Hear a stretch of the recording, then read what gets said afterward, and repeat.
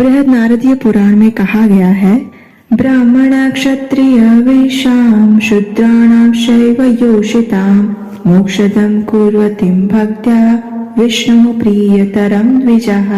अर्थात हे ब्राह्मणों, भले ही कोई ब्राह्मण क्षत्रिय वैश्य या शूद्र हो, परंतु यदि कोई पूर्ण भक्ति भाव से एकादशी व्रत का पालन करता है तो वह निश्चित रूप से मुक्ति का अधिकारी होता है।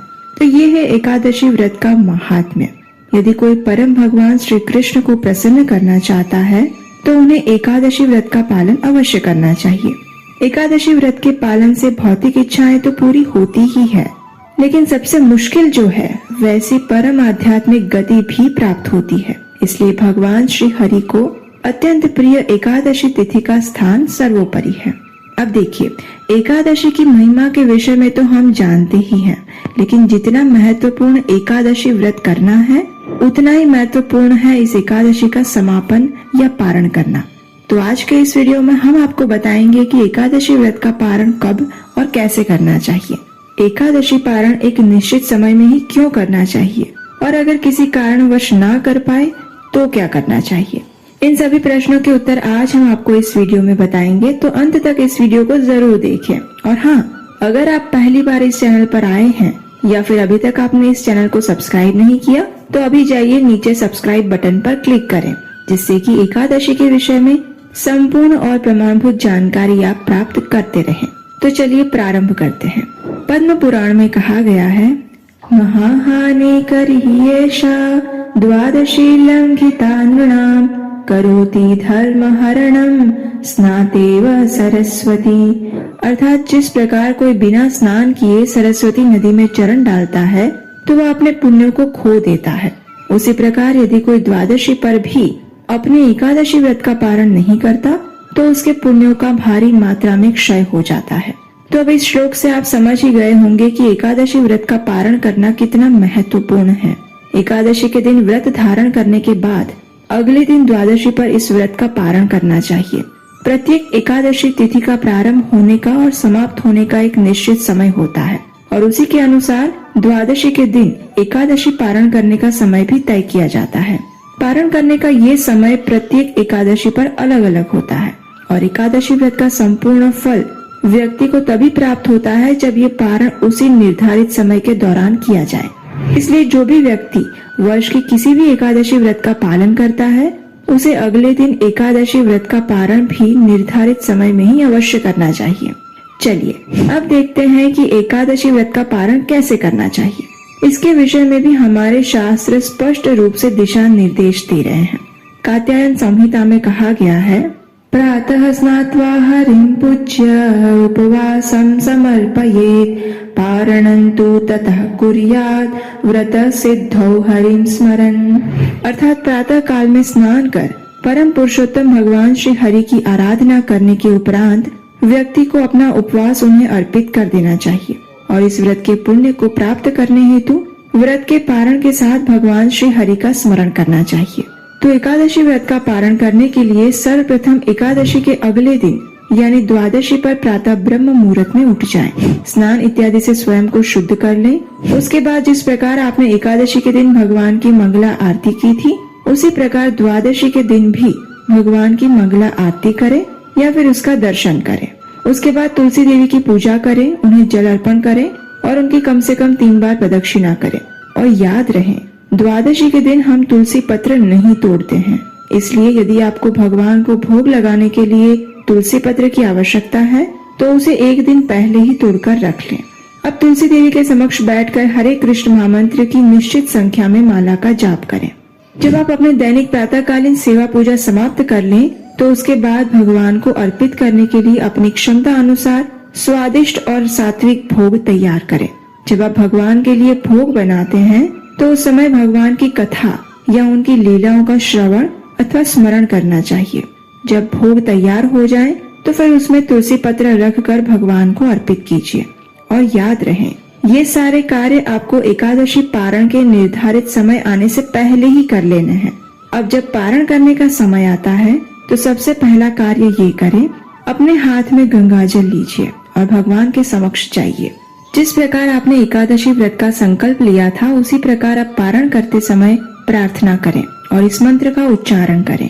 अज्ञानतिमिरन्धस्य व्रतेनानेन केशव प्रसीद सुमुखो नाथ ज्ञान दृष्टि प्रदो भव।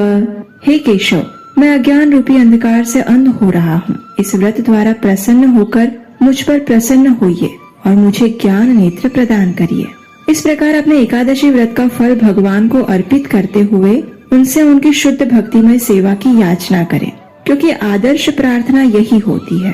भगवान से हमें कभी भी भौतिक चीजें नहीं मांगनी चाहिए, क्योंकि ये चीजें अशाश्वत है और अंत में वे सभी दुखों का कारण बनती है। और फिर जब आप परम भगवान की भक्ति और सेवा मांगते हैं तो भौतिक सुविधाएं अपने आप ही आपके पास आ जाती है।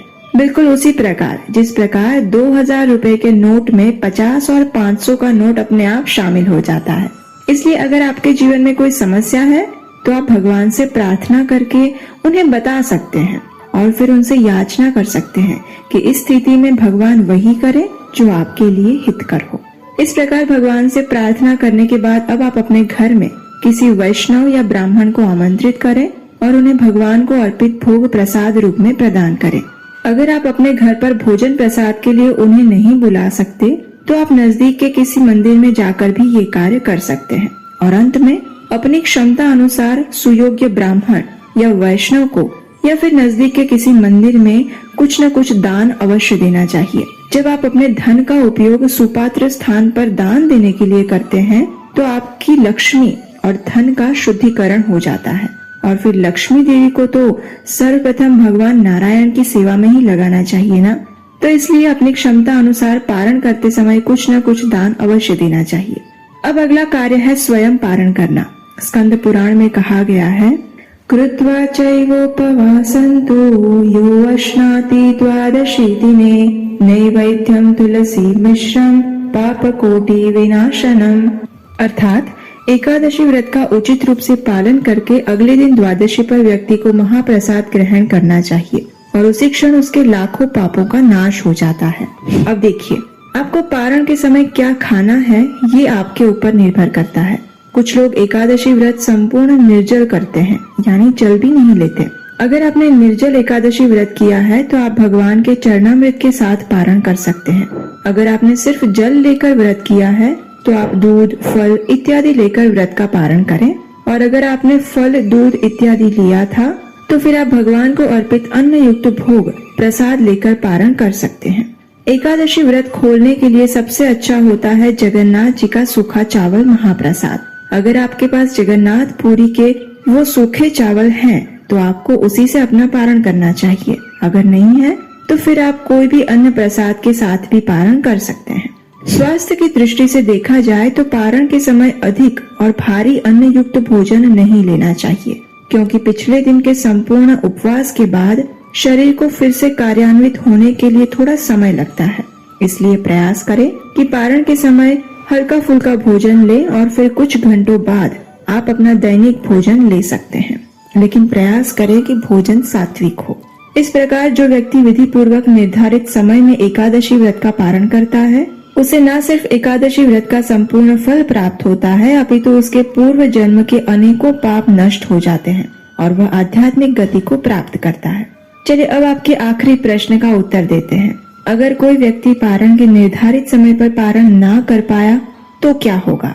कई बार ऐसी स्थिति होती है कि पारण के समय आप इस प्रक्रिया का अनुसरण नहीं कर पाते हैं या फिर उस समय भोजन नहीं बना हुआ है, तो क्या करें? तो ऐसे समय में आप पारण के समय पर संपूर्ण अन्न प्रसाद लेने के बजाय सिर्फ एक चावल का दाना स्वीकार करके भी अपना व्रत खोल सकते हैं।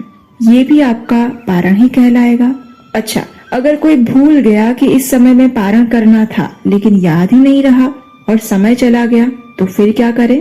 तो देखिए, शास्त्रों में ये कहा गया है कि अगर कोई व्यक्ति निर्धारित पारण समय पर एकादशी व्रत का पारण नहीं करता है तो उसका एकादशी व्रत अधूरा रहता है और फिर उस व्यक्ति को अगले दिन यानी द्वादशी पर भी पूर्ण उपवास करना पड़ेगा और फिर अगले दिन वह पारण कर सकता है।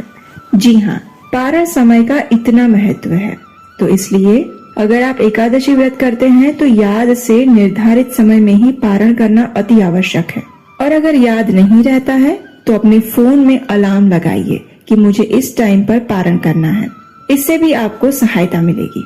एकादशी पर निश्चित समय पर पारण करने के महात्म्य के ऊपर श्रीमद् भागवतम में एक सुंदर कथा भी आती है। अगर आप वो कथा सुनना चाहते हैं तो हमें नीचे कमेंट बॉक्स में लिखकर बताइए कि आप सुनना चाहते हैं, फिर हम आपके लिए वो कथा लेकर आएंगे।